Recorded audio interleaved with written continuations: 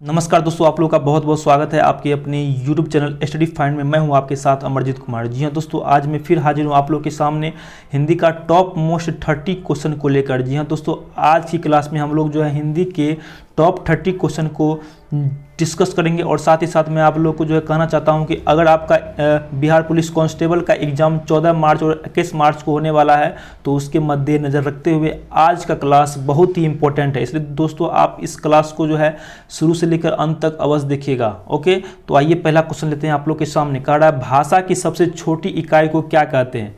तो भाषा की सबसे छोटी इकाई को वर्ण कहते हैं। ऑप्शन नंबर बी होगा करेक्ट आंसर। अब चलिए नेक्स्ट क्वेश्चन की तरफ। कह रहा है संसारिक शब्द का शुद्ध रूप क्या होता है? तो संसारिक नहीं होता बल्कि सांसारिक होता है। क्या होता है? सांसारिक, सांसारिक होता है। तो ऑप्शन नंबर ए जो होगा बिल्कुल करेक्ट आंसर होगा। अब चलिए नेक्स्ट क्वेश्चन की तरफ। कह रहा है दोस्तों इन शब्दों के मेल से बने मानक शब्द को हिंदी में पहचानिए। मतलब क्वेश्चन दिया हुआ यह एक संधि विच्छेद दे दिया है और इसका कह रहा है इसके संधि से जो है कौन सा शब्द बनेगा। तो इसमें आप लोग जो है एक गौर कीजिएगा। अ प्लस नो प्लस अर्सु का यह जो है बन करके आ जाता है अनु। क्या आ जाता है? बन करके अनु। फिर जो है भ हलंत प्लस दुर्घु का यह जो है बन करके आ जाता है भू। ओके, फिर देखिए तो प्लस अर्सी का बन करके आ जाता है ती। तो इसको जो जोड़िएगा अनु प्लस भू प्लस ती, तो यह जो है अनुभूति हो जाता है। क्या होता है? अनुभूति। यह हो जाता है अनहर्षु का अनुभूति। तो ऑप्शन नंबर कितना में दिया हुआ है? अनुभूति। तो ऑप्शन नंबर डी में दिया हुआ है अनुभूति। तो ऑप्शन नंबर डी जो होगा बिल्कुल करेक्ट होगा। अब चलिए नेक्स्ट क्वेश्चन की तरफ। कह रहा है दोस्तों अतिरिक्त शब्द में उपसर्ग को पहचानिए। इसमें पहले दोस्तों आप लोग एक बात जान लीजिए, उपसर्ग कहते किसे हैं? उपसर्ग वह शब्द जो किसी शब्द के पहले लग कर उसके अर्थ को बदल दे, उसको जो है उपसर्ग कहते हैं। तो अतिरिक्त में जो है अति जो है इस शब्द के पहले लग गया तो और इसका जो है भाव को ही बदल दिया, तो अति जो होगा इसमें उपसर्ग होगा। तो ऑप्शन नंबर बी जो होगा बिल्कुल करेक्ट होगा। अब चलिए नेक्स्ट क्वेश्चन की तरफ। कह रहा है दोस्तों इनमें से कौन अग्नि का पर्यायवाची शब्द नहीं है? अग्नि का पर्यायवाची शब्द देखिएगा तो दोस्तों कौन कौन होता है? तो अनल होता है अग्नि का पर्यायवाची शब्द, और पावक भी होता है और आग भी होता है। लेकिन तेज जो है, तेज यह अग्नि का पर्यायवाची शब्द नहीं है। और क्वेश्चन में भी कहा है अग्नि का पर्यायवाची शब्द कौन इनमें से नहीं है? तो तेज जो है यह अग्नि का पर्यायवाची शब्द नहीं है। तो ऑप्शन नंबर डी जो होगा बिल्कुल करेक्ट होगा। अब चलिए नेक्स्ट क्वेश्चन की तरफ। कह रहा है दोस्तों पत्थर की लकीर मुहावरा का सही अर्थ क्या होता है? तो पत्थर की लकीर का मुहावरा का अर्थ होता है कि दृढ़ रहना। क्या होता है इसका अर्थ? इसका अर्थ होता है दृढ़ रहना। तो ऑप्शन नंबर ए जो होगा बिल्कुल सही आंसर होगा। क्या होगा? दृढ़ रहना। तो ऑप्शन नंबर ए जो होगा बिल्कुल सही होगा। अब चलिए नेक्स्ट क्वेश्चन की तरफ। कह रहा है दोस्तों कवि का स्त्रीलिंग शब्द क्या होता है? तो कवि का स्त्रीलिंग शब्द होता है वह क्या होता है? कवयित्री होता है। क्या होता है? कवयित्री होते। ओके, तो इसमें देखिएगा दोस्तों तो ऑप्शन नंबर सी जो होगा यह कवित्री है लिखा हुआ। कभी कभी जो है ऑप्शन में ऐसा भी रहता है, ऑप्शन कवियित्री ऐसा भी रहता है कभी कभी ऑप्शन, तो यह जो है गलत है। होता क्या है कवित्री का शुद्ध रूप? तो यह होता है कवयित्री होता है। ओके, तो इतना आप लोग जो है इसको ध्यान में रखिएगा। फिर कह रहा दोस्तों क्वेश्चन आगे, इनमें से कौन व्यक्तिवाचक संज्ञान है? अब देखिएगा दोस्तों व्यक्तिवाचक संज्ञा क्या होता है। तो व्यक्तिवाचक संज्ञा वह संज्ञा है जिससे किसी व्यक्ति का बोध हो। तो तिनकर, तो किसी एक व्यक्ति का बोध हो रहा है, तो ऑप्शन नंबर बी होगा बिल्कुल सही होगा। लेकिन गांव, अब इसमें कौन गांव है? गांव तो हजारों करोड़ों है, तो यह जो है व्यक्तिवाचक संज्ञा नहीं है। तो फिर करा पुस्तक, कौन पुस्तक? तो इसमें भी जो है किसी एक व्यक्ति का बोध नहीं हो रहा है, तो यह भी ऑप्शन नहीं होगा। फिर कह रहा है कलम, तो कलम में भी वही बात है, लेकिन कह रहा है यहाँ पे किसी का नाम कह रहा है दिनकर, तो इसमें जो है किसी एक व्यक्ति का बोध हो रहा है। तो ऑप्शन नंबर जो होगा बी बिल्कुल सही आंसर होगा, व्यक्तिवाचक संज्ञा। अब चलिए नेक्स्ट क्वेश्चन की तरफ। कह रहा क्वेश्चन सीता कलम से लिखती है, सीता कलम से लिखती है।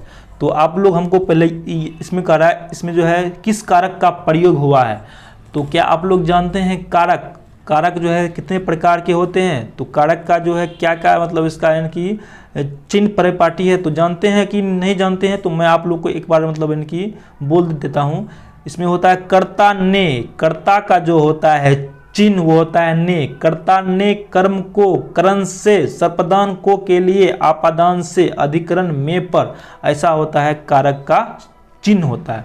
अब इसमें देखिएगा दोस्तों, इसमें कह रहा है सीता कलम से लिख रही है, मतलब कलम को पकड़ करके लिख रही है, मतलब साथ है तो इसमें होगा करण कारक। अगर वही कहता कि सीता के हाथ से कलम गिर गई तो कलम जो है उसके हाथ से अलग हो रही है, तो अलग जब भी होता तो उस टाइम जो है आपादान कारक होता। तो इस बात को जो है आप लोग ध्यान में रखिएगा। ओके, तो इसका आंसर होगा ऑप्शन नंबर बी करण कारक। ओके, अब चलिए नेक्स्ट क्वेश्चन की तरफ। कह रहा दोस्तों रजनी का पर्यायवाची शब्द क्या है? रजनी का पर्यायवाची शब्द क्या है दोस्तों? वह है अंधेरा। अंधेरा, अंधेरा का एक और नाम होता है, क्या होता है? रजनी। तो ऑप्शन नंबर ए जो होगा बिल्कुल सही होगा, आंसर होगा। अब चलिए नेक्स्ट क्वेश्चन की तरफ। फिर कह रहा दोस्तों क्वेश्चन आप लोग के सामने क्या है क्वेश्चन? जिसका कोई शत्रु पैदा ही ना हुआ हो वह क्या कहलाता है? क्वेश्चन है दोस्तों, जिसका कोई शत्रु पैदा ही ना हुआ हो तो उसको जो हम लोग अजात शत्रु कहते हैं। क्या कहते हैं? अजात शत्रु। तो ऑप्शन नंबर बी जो होगा बिल्कुल करेक्ट होगा। फिर देखिए दोस्तों क्या कह रहा दोस्तों, धन को व्यर्थ ही खर्च करने वाला को क्या कहते हैं? धन को व्यर्थ ही खर्च करने वाला को क्या कहते हैं? तो उसको जो हम लोग अपव्ययी कहते हैं। क्या कहते हैं? अपव्ययी, मतलब यानी कि जो धन को खर्च करता है उसको जो हम लोग अपव्ययी कहते हैं। तो ऑप्शन नंबर डी जो होगा बिल्कुल करेक्ट होगा। अब चलिए नेक्स्ट क्वेश्चन की तरफ। कह रहा है दोस्तों जिसके हस्ताक्षर नीचे अंकित है वह क्या कहलाता है? तो उसको जो है हम लोग कहते हैं अधो हस्ताक्षर कर्ता। क्या कहते हैं? अधो हस्ताक्षर कर्ता। इसमें कर्ता भी लगेगा। ऑप्शन ए में है अधो हस्ताक्षर, तो यह नहीं होगा। इसमें हस्ताक्षरित है तो यह भी नहीं होगा, लेकिन यह जो होगा ऑप्शन नंबर सी बिल्कुल करेक्ट होगा। क्या होगा? अधो हस्ताक्षर करता। तो ऑप्शन नंबर सी जो होगा बिल्कुल करेक्ट आंसर होगा। अब चलिए नेक्स्ट क्वेश्चन की तरफ। कह रहा है दोस्तों बरसात बिल्कुल ना होना को क्या कहते हैं दोस्तों? बरसात बिल्कुल ना होना को हम लोग क्या कहते हैं दोस्तों? तो बरसात बिल्कुल ना होना को हम लोग कहते हैं, क्या कहते हैं दोस्तों?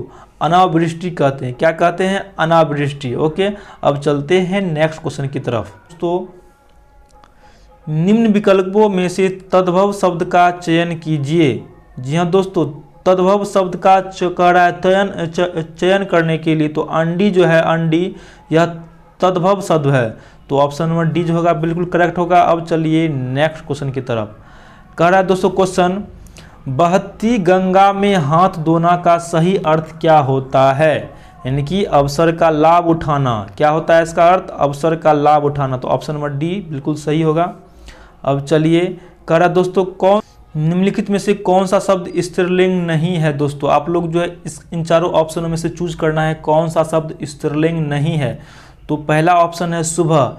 कोई कहता है ना कि सुबह हो गई है, इसका मतलब है कि सुबह जो है स्त्रीलिंग है। फिर कहता है दोपहर, कोई कहता है ना फिर दोपहर भी हो गई है, मतलब यानी कि दोपहर भी जो है स्त्रीलिंग है।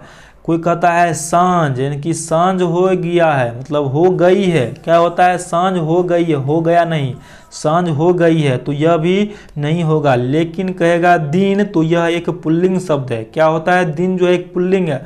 और क्वेश्चन में भी वही कहा है कि कौन स्त्रीलिंग नहीं है, तो दिन जो है यह स्त्रीलिंग नहीं है। तो ऑप्शन नंबर डी जो होगा बिल्कुल करेक्ट आंसर होगा। अब चलिए नेक्स्ट क्वेश्चन की तरफ। कह रहा दोस्तों हंस का पर्यायवाची शब्द क्या है? दोस्तों हंस का पर्यायवाची शब्द क्या हो सकता है? तो हंस का जो होता है पर्यायवाची शब्द वो होता है भुजंग। क्या होता है हंस का पर्यायवाची शब्द? वो होता है भुजंग। तो ऑप्शन नंबर बी जो होगा बिल्कुल करेक्ट होगा। अब चलिए नेक्स्ट क्वेश्चन की तरफ। अब देखिएगा दोस्तों क्या कहता है। इसमें कहता है निम्नलिखित में से एक वाक्य में क्रिया भक्षण करने के अर्थ में प्रयुक्त हुई है, यह वाक्य है। यानी कि इसमें कह रहा है भक्षण, इसमें से कौन सा शब्द सही शब्द मतलब यानी कि वाक्य है दोस्तों? तो वह हराम का पैसा खाता है। ना ना ना ना, यह भक्षण थोड़ी ना करता है, वह खाता थोड़ी ना है। एक मतलब एक कहने का अर्थ हुआ कि वह हराम का पैसा खाता है। तो ऑप्शन नंबर ए भी नहीं होगा। फिर कहता है वह जूता खाता है। ना ना ना, वह क्या खाता है? जूता। ना ना ना, ये भी नहीं होगा। वह फिर कह रहा है वह कसम खाता है, तो कसम तो खाता है लेकिन वह पेट में नहीं खाता है, लेकिन आम वह खाता है, वह आम का भक्षण कर रहा है, वह जो है आम का भक्षण कर रहा है। तो इसका जो होगा सही वाक्य वह होगा आम का भक्षण करना। तो ऑप्शन नंबर डी जो होगा बिल्कुल करेक्ट होगा। ऑप्शन नंबर डी, वह आम खाता है मतलब आम का भक्षण कर रहा है। अब देखिएगा दोस्तों अगला क्वेश्चन क्या कह रहा है दोस्तों, कह रहा है दोस्तों तू डाल डाल मैं पात पात का अर्थ क्या है। तू डाल डाल मैं पात पात का अर्थ होता है चालाकी का जवाब चालाकी से देना। कोई कहता है ना कि तू डाल डाल चलेगा तो मैं तुम्हारे पात पात चलूंगा, मतलब चालाकी का जवाब जो है चालाकी से देना, वह होता है इसका अर्थ। तो ऑप्शन नंबर डी जो होगा बिल्कुल करेक्ट होगा। अब चलिए नेक्स्ट क्वेश्चन की तरफ।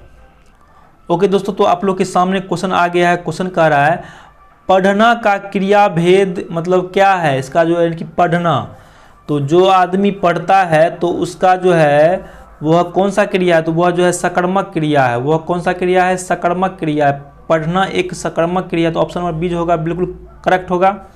अब देखिए दोस्तों कह रहा है पयोधी शब्द का यानी कि पयोधी समानार्थी शब्द है। किसका अर्थ होता है पयोधी, तो वह जो है समुद्र का अर्थ होता है पयोधी। क्या होता है, समुद्र का अर्थ होता है, मतलब यानी पयोधी का अर्थ होता है समुद्र। तो ऑप्शन नंबर डी जो होगा बिल्कुल करेक्ट होगा। अब चलिए दोस्तों अधिकरण कारक के चिन्ह हैं। तो अभी वाले क्वेश्चन में हमने आपको समझाया था कारक के बारे में। तो कर्ता ने कर्म को करण से, सर्पदान को के लिए आपादान से, अधिकरण में पर, क्या होता है इसका चिन्ह, में पर, अधिकरण में पर। तो ऑप्शन नंबर डी जो होगा बिल्कुल करेक्ट होगा। अब चलिए नेक्स्ट क्वेश्चन की तरफ। कह है वृद्धि का विलोम शब्द क्या है। वृद्धि का विलोम शब्द क्या होता है दोस्तों, तो इसका जो होता है विलोम शब्द वो होता है क्षय। क्या होता है, क्षय। वृद्धि का विलोम शब्द क्षय होता है। अब देखिए दोस्तों क्या कर रहा है क्वेश्चन, कह रहा है शैशव, शैशव शब्द से बना संज्ञा शब्द है। तो शैशव शब्द से बना संज्ञा वह एक भाववाचक संज्ञा है। शैशव जो है एक भाववाचक संज्ञा है, तो इसको जो है आप लोग को याद करना ही होगा। तो ऑप्शन नंबर ए जो होगा बिल्कुल सही आंसर होगा, भाववाचक संज्ञा। अब चलिए नेक्स्ट क्वेश्चन की तरफ। कह रहा है दोस्तों संस्कृत के जो शब्द मूल रूप से हिंदी में प्रयोग किए जाते हैं वो क्या कहलाते हैं दोस्तों, तो वह जो है दोस्तों तत्सम कहलाते हैं। वो क्या कहलाते हैं, तत्सम कहलाते हैं। वो क्या कहलाते हैं, तत्सम कहलाते हैं। ऑप्शन नंबर डी जो होगा बिल्कुल करेक्ट होगा। अब चलिए नेक्स्ट क्वेश्चन की तरफ। कह रहा है भरपेट किस समास का उदाहरण है। भरपेट इनकी जो इनकी भर रहा है, क्या चीज़ भर रहा है, इनकी पेट भर रहा है, उसका जो है क्रिया का फल जो है पेट पे पड़ रहा है। तो यह जो है अव्ययी भाव समास है। तो ऑप्शन नंबर ए जो होगा बिल्कुल करेक्ट आंसर होगा। अब देखिए दोस्तों क्या कह रहा है कवि का स्त्रीलिंग क्या है। अभी आगे एक बार क्वेश्चन और अभी हमने आपको बताया था कवि का स्त्रीलिंग शब्द क्या होता है दोस्तों। तो आप लोग को हमें बताना है इसका जो स्त्रीलिंग शब्द क्या होगा। तो कवि का स्त्रीलिंग शब्द होगा वह होगा कब इत्री, कब इत्री। ऑप्शन नंबर डी जो होगा बिल्कुल करेक्ट होगा। इस शब्द में आप लोग को कंफ्यूज होने की कोई आवश्यकता नहीं है, क्योंकि हमने आपको अभी अच्छी तरह से समझा दिया है कवित्री के बारे में। अब चलिए दोस्तों हिंदी भाषा में कुल कितने व्यंजन है, तो बताइए दोस्तों हिंदी भाषा में कुल 33 व्यंजन है। कितना व्यंजन है, तो 33 व्यंजन है। ऑप्शन नंबर बी जो होगा बिल्कुल करेक्ट होगा। अब चलिए दोस्तों तो का उच्चारण स्थान है, यानी कि तो का उच्चारण स्थान क्या है दोस्तों, वह है दंत से बोला जाता है। तो बोलिए आप एक बार, तो वह जो है दांत से बोला जाता है। तो ऑप्शन नंबर डी जो होगा बिल्कुल करेक्ट आंसर होगा। ओके दोस्तों, तो आज की क्लास में हम लोग जो है टॉप 30 हिंदी के क्वेश्चन करवाए हैं दोस्तों, यानी कि 30 क्वेश्चन हिंदी का करवाया है दोस्तों। और मैं उम्मीद करता हूं कि आप लोग को जो है आज का क्लास अच्छा लगा होगा। अगर हल्का सा भी अच्छा लगा तो इस वीडियो को लाइक कीजिए, शेयर कीजिए और सब्सक्राइब करना बिल्कुल ना भूलिए। तो फिर मिलते हैं आप लोगों के साथ अगले वीडियो में। Best of luck.